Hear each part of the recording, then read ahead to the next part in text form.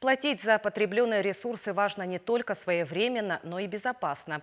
Все офисы энергосбыта работают в штатном режиме, но энергетики все же рекомендуют пользоваться дистанционными сервисами. Они постоянно ведут работу по их совершенствованию. Преимущества удаленки оценили десятки тысяч человек. Дмитрий Макаров подробнее. Каждый день Центр обслуживания потребителей в Якутске посещают тысячи человек.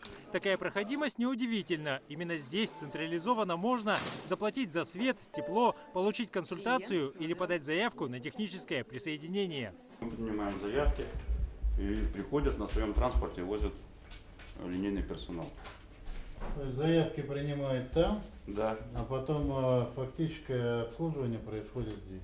да. Заявки направляют в отделение на Богдана Чижика, и уже отсюда инспекторы выезжают по адресам. Схема отлажена годами, но из-за пандемии коронавируса потребовала совершенствования. Мы сейчас рассматриваем возможность изменения времени приема документов заявлений от наших потребителей по технологическому присоединению с тем, чтобы возможно увеличить и количество окон и продлить время приема заявок, и соответственно скорость обслуживания этих заявок с тем, чтобы сократить количество людей, которые ожидают в своей очереди на получение той или иной услуги. Сейчас все офисы энергосбыта работают в штатном режиме. Но несмотря на это, специалисты рекомендуют потребителям пользоваться дистанционными услугами. На сегодняшний день количество зарегистрированных в личном интернет-кабинете лицевых счетов превысило отметку в 68 тысяч человек. У нас есть личный кабинет, в котором можно оплатить за наши услуги.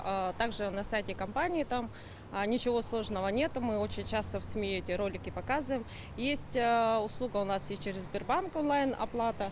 И, соответственно, еще на сайте компании есть предварительная запись. То есть человек может предварительно записаться и подойти к определенному времени. Энергетики намерены и дальше максимально использовать цифровые технологии. Для этого планируется максимально упростить доступ к ним и продолжить усиливать безопасность платежей. Энергетики напоминают, что здоровье превыше всего и просят отнестись к нему со всей ответственностью. В первую очередь постараться получить услуги, не выходя из дома. А если нет такой возможности, то соблюдать все меры безопасности при посещении пунктов приема платежей.